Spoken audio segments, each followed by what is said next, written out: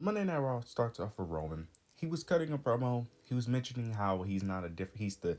He's a different guy, and that Cody prediction about him not having no tribe is coming true. And then he ends up getting interrupted by Bronson Reed and Paul Heyman. Then this basically just leads to a back and forth between Bronson Reed and Roman.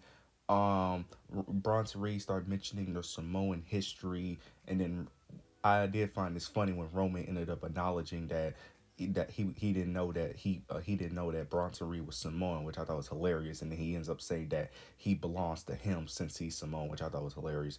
Then this just eventually leads to a brawl. Security gotta break them away, and that's really it. Nothing too major. Now this segment wasn't bad. It wasn't good, mainly due to one, the crowd. The crowd made it feel important, but the European crowds constantly chanting over and over and over again kind of ruined the momentum of this entire segment because bro, every like 30 seconds they kept chanting, which kind of ruined, which made things took longer than it need to be. This segment was 20 minutes. Now, me just explaining what exactly happened, did this segment really needed to be 20 minutes? That also was ruined. This segment could have been 5 minutes and we could have wrapped this up. There was some Paul Heyman speaking and on the microphone. He basically said nothing. He kind of was just rambling. Like, this segment was way too long, took too much time. I don't understand why do we need 20 minutes just for this to lead to a brawl. Like, nothing they said was that impactful or that important for this to lead to 20 minutes. Like, I don't understand this. And the actual promo segment between Roman and Bronson was more like 5 minutes anyway.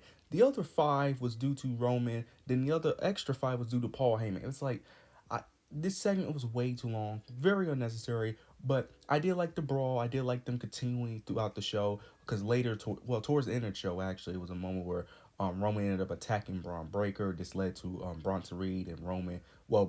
Roman ends up getting the one up on Bronson Reed, ends up doing the Superman punch, and then he gets escorted by security. So I did like that. So, but this was way too long of a segment. This took up way too much time. Afterwards, though, we end up getting Becky Lynch. She ends up cutting a promo. She ends up assaulting the crowd. You get Nikki Bella. She comes out. Basically, she ends up insulting Becky Lynch. Ends up saying that Becky Lynch is scared to face her for the Women's Intercontinental Championship. Becky responds, ends up saying that she's not giving out title shots, especially for someone who is a broke neck Barbie. Then Nikki Bella ends up mentioning what happened last week with the attack of her getting the one up on Becky Lynch, and then she ends up saying that she was a sidekick to Charlotte Flair. Then she ends up saying that she paved the way for Becky Lynch and that she has no respect. Becky Lynch ends up mentioning that she never tried to have respect for Nikki Bella, that she always wanted to replace Nikki Bella, and that she's doing a very good job at that. Then Nikki Bella basically ends up calling her a coward, and then she ends up calling Becky Lynch desperate. Becky Lynch, they end up going back and forth. Becky Lynch eventually agrees to doing the match. She agrees to do it at Clash. And then this leads to Becky Lynch tries to get a sneak attack on Nikki Bella, but Nikki Bella was ready for it. They go back and forth for a bit, with eventually it ends in a draw when neither person was able to really stand tall, but it leads with Nikki Bella ends up holding the Women's Intercontinental Championship. This wasn't a bad segment. This was fine for what it was. Becky Lynch was great on the microphone. She was killing it as a heel, insulting the crowd. She was really killing it in that regard. This segment wasn't bad. Nikki Bella's promos, I'm gonna be honest, they feel so forced. I swear. Look, I'm not the biggest Nikki Bella fan. This promo wasn't bad, but some of the things she was saying and the way it was coming off, it just felt so forced. Mainly due to her being a babyface, because her as a babyface just feels very unnatural. It just doesn't. It just doesn't feel right with her trying to be this like very like it just feels weird with her just trying to come off as such like a baby face. It just comes very forced and very unnatural. This was a fine segment, and I do like that they finally got this match at Clash. Now, we do not get no women's world championship match at Clash. That was very interesting, but I'm not mad they went with this decision, especially with the whole Naomi pregnancy. I'm cool with the decision they ended up making. So interested to see how this plays out. Long as Nikki Bella does not win the Women's Intercontinental Championship, I have no issue with this at all. Then we end up getting Rhea Ripley versus Roxanne Perez. Rhea Ripley picks up the victory. Then you end up getting the Judgment Day attacks Rhea Ripley. Then you get Io Scott makes the save.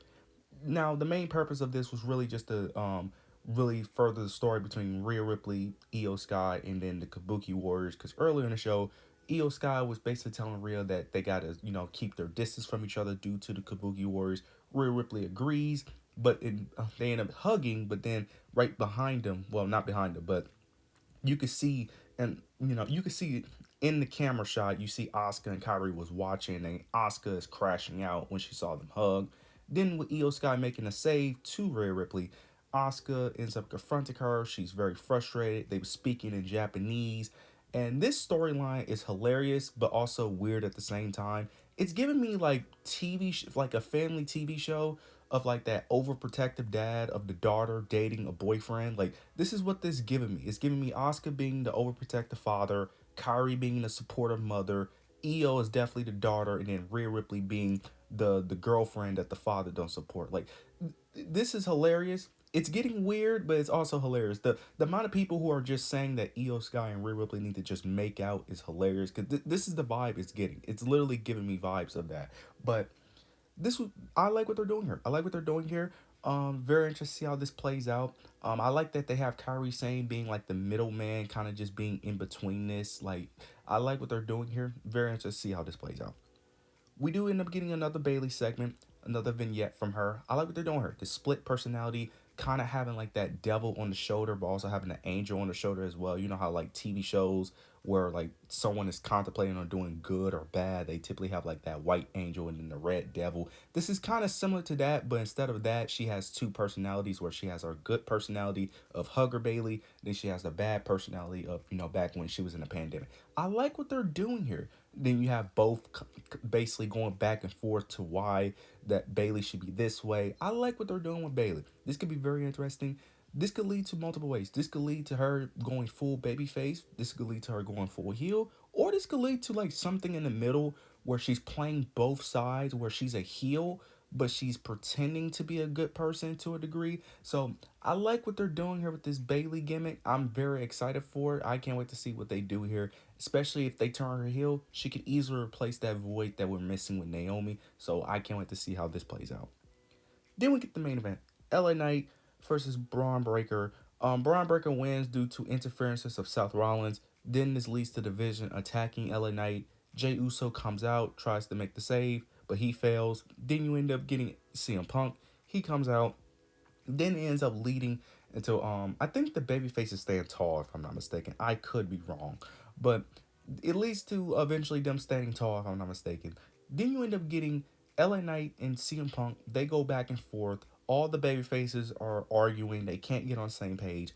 They start pushing each other. Then this leads to LA Knight and CM Punk. They start fighting.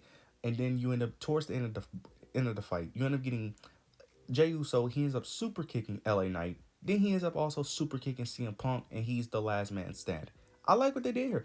I like what they did here to show Jay to be more serious, and it also showed Jay taking the advice of Roman, because earlier in the show he was asking Roman for advice, and Roman just told him just fend for yourself, stop worrying about other people, and just do you. And that's what he did here. He's like, look, I'm not worried about I'm not helping neither guy. I'm just gonna do me and only worry about myself. Overall, this Raw was very mid. It was very mid, very mediocre, but it was a go home show. That's what I expected. You guys let me know your overall thoughts and opinions down below. Make sure to like, comment, subscribe. But yeah, that's it.